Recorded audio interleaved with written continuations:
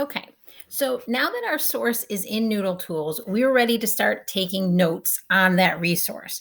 Ideally, we will have read through the entire article so that we're much more, we're in a better position to be able to kind of paraphrase and really put the ideas and the information that we learned in that article into our own words. So do your best with that. Why do we do this? This is how we're going to capture all of those facts. In our own words. And I really want to stress that because the choices you make today are going to break the work up into little bits and chunks every single time we do this, or push a ton of work to the very end when you're pushed up against a deadline. I think you should try to take it in small chunks and do your best each and every time. So we're going to start gathering that information, and we're also going to be ensured that we'll never lose it because it's all electronic here in Noodle Tools. You're going to be able to get feedback each and every time you are working. So you're going to learn from Mrs. Ocasio's feedback, really what we're looking for. And so it's imperative that those shared projects are visible so that she can look in, make sure that you're doing a good job, make sure that your paraphrasing is at the level that's going to serve you well when we export this into a rough draft. And it's also going to let us put all of those note cards into an outline. So that is good information for you because you're going to be able to see where are areas that you have a good amount of information on and where are areas that it's kind of weak and you need to expand and find more details there. And then that last part, very powerful. When we do our export of our rough draft, that's a huge step forward towards a finished product. And that's one of the kind of tools that Noodle Tools provides for us. It cannot be stressed enough that each note card can only cover one topic. And this is a challenge. And this is, again, why we want to be able to give you feedback right out of the gate so that you're doing it right. Some of the things that you're going to be exploring will have multiple note cards. If you are talking about the causes of your social issue, you might have 2 or 3 note cards that talk about one cause, right? If that's something that there's a lot to say about.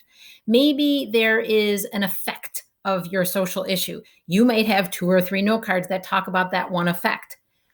But you cannot have a note card that has a cause and effect on the same one. And here's why. Those are going to live in different parts of your paper. And if they are on one note card, that doesn't give us the ability to sort of place them in the correct spot.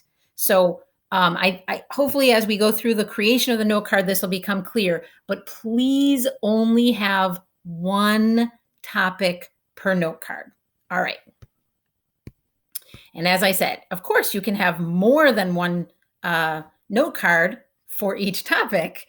You just can't have more than one topic on each note card. In Noodle Tools, let me pop over there.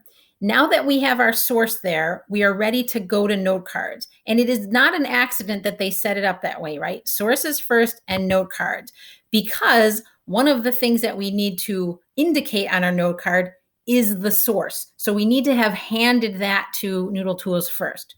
Again, we've got a green button. You get the idea. This is a little complicated, but there are only 4 pieces of information that we need, only 4. The title here, let me actually come back to our worksheet. The title here is going to be the title of just this note card. If your topic is about depression in teenagers, none of your note cards are going to have the word depression in them. That's the whole paper. That note card is going to talk about symptoms, diagnosis, treatment, impact on education, therapies, etc. Because your entire paper is about depression. So each note card is going to be what about depression? So I have some examples there. So we're never going to say in this example animal rights. We could say animals and makeup, laws for abuse, causes. If I have a lot of things about causes, I could say causes of abuse number 2, causes of abuse number 3, etc. That is going in the title. Now, even though that's the first thing that I see on my note card, it's very difficult to do that first. So I'm actually going to save creating the title of the note card for the last thing. The next thing I need to do is add the source. It's already in Noodle Tools, and so this is awesome because it'll give me a little drop-down menu. Obviously, I only have one in there now, but as you put multiple sources in, they're just going to all appear there. So it's super duper easy to do that. So one of the 4 pieces, super quick. You just need to remember to hand it to Noodle Tools first. Copy, paste, or annotate here. Come back over. This is where you're basically just going to copy and paste directly from your article. What? We're always telling you don't copy and paste. Well, in this instance, you can, because this is going to be where it helps us sort of focus. Again, only one topic. If there is, if there's 2 paragraphs and it transitions from diagnosis to treatment, we're going to split those onto 2 separate note cards. All right. Now, there's a little bit of a Goldilocks effect here. Our copy and paste, we do not want it to be so small that when we're trying to paraphrase that and put it in our own words, it's nearly impossible. But we don't want it to be too big that we run the risk of running into a second topic. So again, this takes a little bit of practice. Mrs. Ocasio is going to give you great feedback. That's why she needs to see all your note cards. And then the last part here is in your own words. This is where, I'm going to take myself out of the picture here. This is where you are going to actually start writing your paper. This in your own words is based on what you pulled out of the article. All right. So this is where Noodle Tools is helping us sort of focus. We're going to scoop up a little piece of this article and then write about it in our own words. This is where, if you do a great job, your rough draft at the end is going to be much easier to manage, much easier to turn into a beautiful final draft. So this is a place where we are going to write our very best sentences, okay? We do not make bullet lists here. We do not use abbreviations. We capitalize. We use punctuation. We make beautiful sentences here. Because again, if you do a great job on each and every one of these note cards, you are writing your paper. You're taking little small bites out of that huge, meal of a paper that we have in front of us. All right. So there are other components to a note card. We're not going to look at those. We won't get any grade or credit for those. So my advice is just use these 4. The title, the source, the copy paste, and the in your own words. That's the most important part. Once you've written in your own words, that's when you're going to come back up and write the title, because now you know exactly what it is that's on that note card. So that should be much easier, right? You've spent some time with the material. So I'm going to show you a student example. And this is a rather unusual student example because despite me saying that you are going to want to have this like Goldilocks effect, this student did something that's kind of rare, but he did something wonderful. And so this is why I want to share it with you. He was able to take this one little chunk of information. So his topic was about drunk driving. And he was talking about how even professional drivers, this sort of happens. So it's not just teenagers. So he found this little chunk of information about a particular incident. And what he did, and this is sort of, it was expanded, so I needed to sort of paste it in there so I could show you the whole thing. What he did was he added context, and this will be very, very helpful for you. Remember, your reader has not read the article. Your reader does not even see this copy and paste part. So your reader needs your help to understand the context. What are you talking about? And also why? So let's take a look. He's got here that there's this 2008, this train collision where 25 people died and a bunch were injured because the driver of the train was at fault. So this is what he writes. It does not matter if you're controlling a car, bus, train, etc. It does not matter about how much experience you've gained through years with controlling a source of transportation.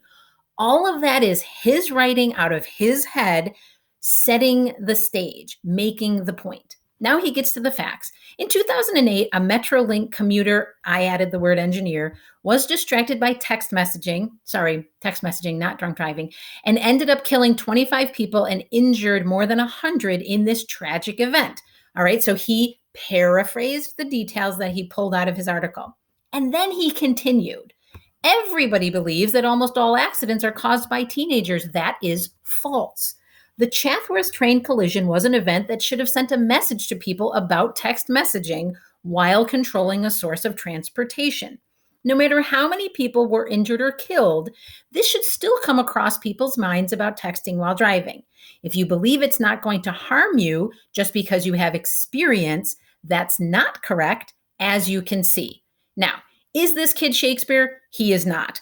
But he did something really wonderful there, which is he shared those details in his own words and he made his point. He took this little fact and really drove home the point that this isn't something you can just, blame on teenagers or blame on inexperience. Even somebody who has many years of experience in a professional capacity driving, is still capable of causing an accident by texting. So this is a completely awesome kind of example. So we wanted to make sure that you saw it, and that's something that you're going to want to, try to emulate. Okay, so there are going to be times where it's a great idea to use a direct quote. This is especially good if the person's wording is just really kind of perfect. I mean, they just worded it in such a really wonderful way that paraphrasing it, you're going to really lose some of the power of it. Also, many of your social issues, remember that question 2 was all about the impact on people. So many of your social issues, you will come across stories of actual people sharing their experiences with that social issue. And when that happens, taking their own words really adds value and helps you kind of underscore the point that you're trying to make. So a couple things to keep in mind, because all of you will be using some level of direct quotes. They should be kind of rare, right? We're going to choose wisely because otherwise it just looks like you're trying to get somebody else to write your paper. They should be poignant, right? They really need to do a great job of capturing that point. We're not going to quote somebody who's just saying something, like, 50,000 people are affected by this every year. You could make that point with your own words. You're going to choose it when they say it in a way that's kind of special. And then again, when they're sharing their direct experience or their direct observation, that's another really, really great time to select direct quotes. And when you use them on your note card, you're going to put them right in your own words. You're going to give us a little bit of context, share that direct quote, credit it, and then, kind of make the point. And I have a little bit more information down below here on kind of, what to do with that. This is the quotation burger. And so it has this sort of top bun, the middle, the real heart of it, and then the bottom bun. And here, I won't go through it because you'll be able to read it yourself, but it's basically just as I explained. You're going to want to set the stage. Many victims of this particular crime, report having stress caused by that. Go to the quotation. You're quoting either a doctor or, a person who has personal experience with it. And then you would come down and say, clearly this impacts them for a really long time, et cetera, et cetera. So this is how you're going to take a little quote and again, grow it so that it is meaningful for your paper and also takes up space. And there's a little example there. And you'll notice in this example, let me see if I can make that a little bit bigger. There is an in-text citation here. So that's where we have our source under the sources tab that'll show up on the works cited list at the end. But inside our paper, we are also required to use in-text citations. These are used usually when we have statistical information, some sort of number information, when you have a direct quote, and also when you have just something that's kind of a new concept or a new idea. So let's say that, San Francisco was piloting some program for their homeless people. That whole idea of that pilot program, once you've discussed it in your paper, you would put a little in text in. For most of you, it's going to be, that one has a little 41, which is a page number, like a physical book page number. For most of you, it's going to look like this. It's going to be the author's last name. So, just their last name in there. Or if there is no author, it's going to be your article title with quotes around it. So it's very clear that it's an article title. All right. So again, making sure that you are putting these right in each and every one of your note cards is going to shift some of that responsibility and work from the end when everybody is like scrambling to little manageable pieces today. So all of that is going to go right in to that in your own words box. All right. Anytime you're including, again, statistical information, a direct quote, or a concept, it's going to require an in text. And then last thing, again, this is not Google. So once I'm finished with all of my writing here and I have my note card, I'm going to go in, save and close. That note card is going to get sort of piled up here. So you want to sort of move it out of the way. I did not give mine a title because when you make the next one, it's just going to come up here to the to this top corner.